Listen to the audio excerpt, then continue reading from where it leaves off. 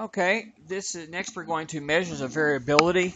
In my current setup, this is the start of the second homework set, 1.2. So we've measured center before, which is also very important measure, maybe the most important measure of a data set, but variability is also very important. In this video, we're going to mainly talk about just range and interquartile range. We'll get to some more sophisticated measures of variability in our next video.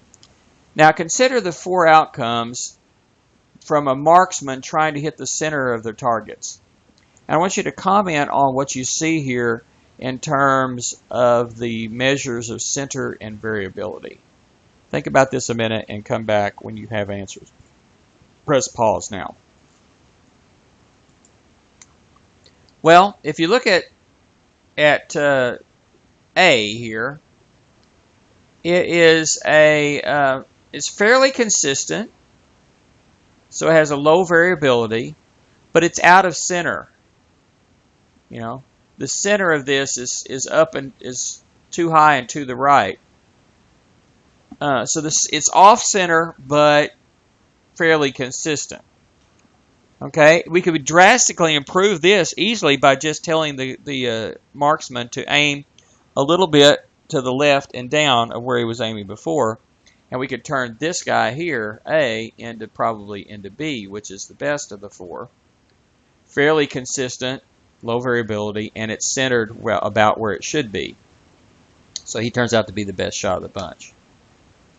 Now, C is also centered pretty well. So the center is pretty close to the bullseye where it's supposed to be on average, but it is it's higher variability.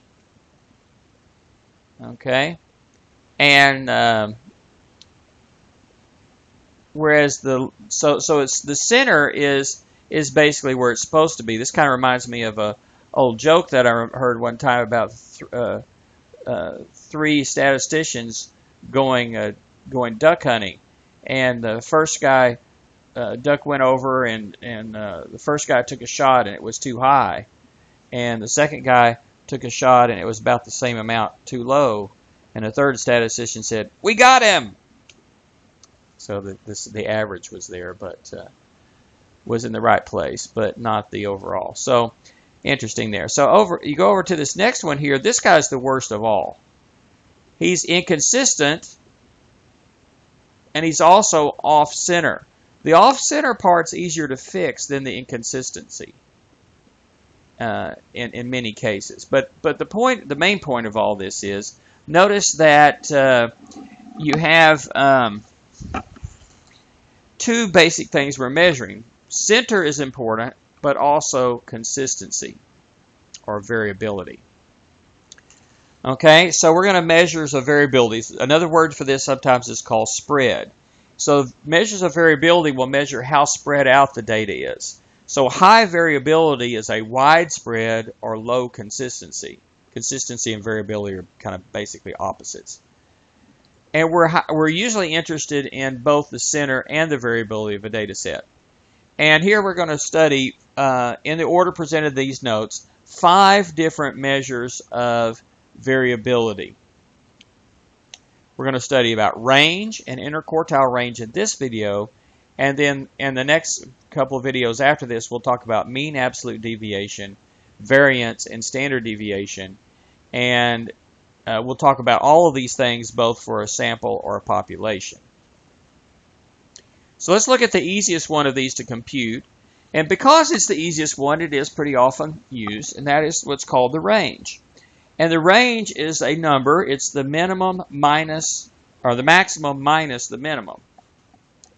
So it's the distance from the minimum to the maximum. Now notice that the range in this case is a single number, not an interval, or not two numbers. So if the minimum is 2 and the maximum is 10, you don't say the range is 2 to 10 or 2, 10 or 2 and 10. It's 8. It's 10 minus 2. It's that distance.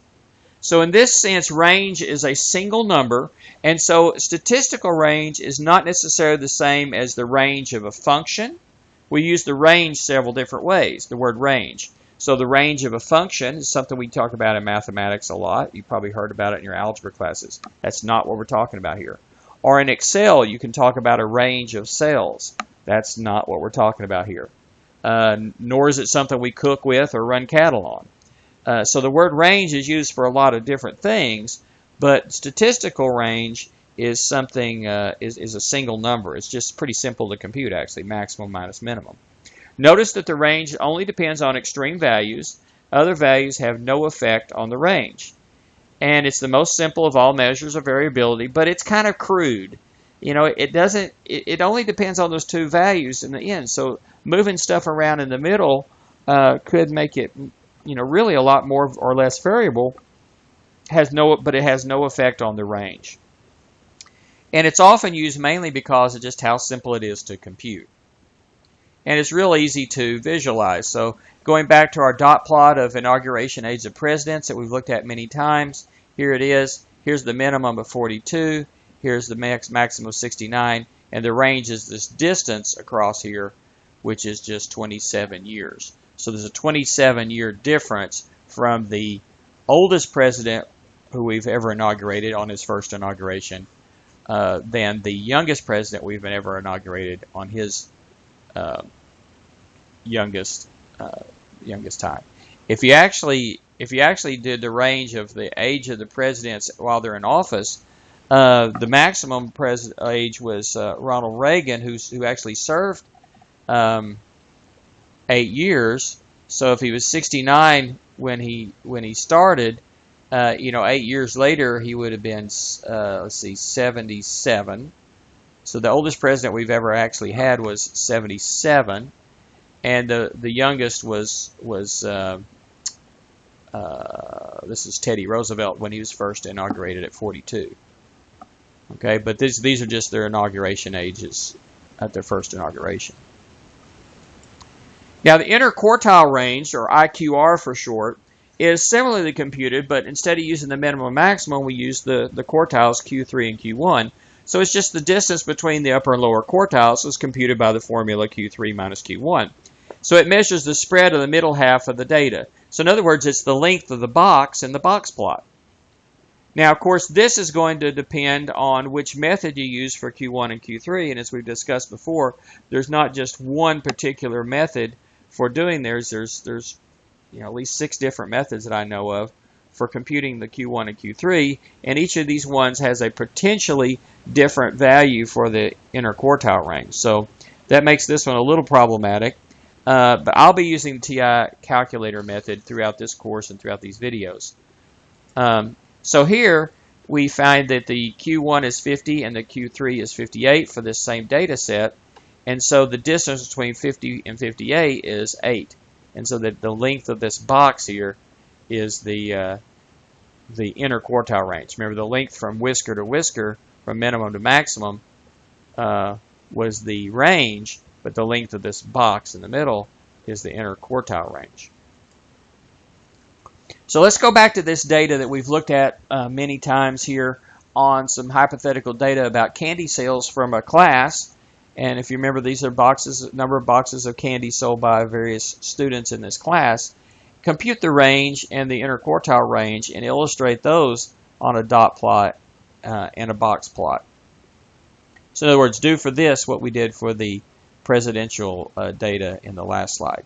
So when you've got this done, come back and check your work. Press pause now. Now, as we've done many times, we've made this dot plot down here. So you may have kept that and referred back to it from time to time, but here it is. And there's the box plot that we've computed many times before, so I'm not going to go over that again. But once we've done that, we can clearly see that the range then is just 28. 30 minus 2 is 28. That's the distance there. And the interquartile range is 4.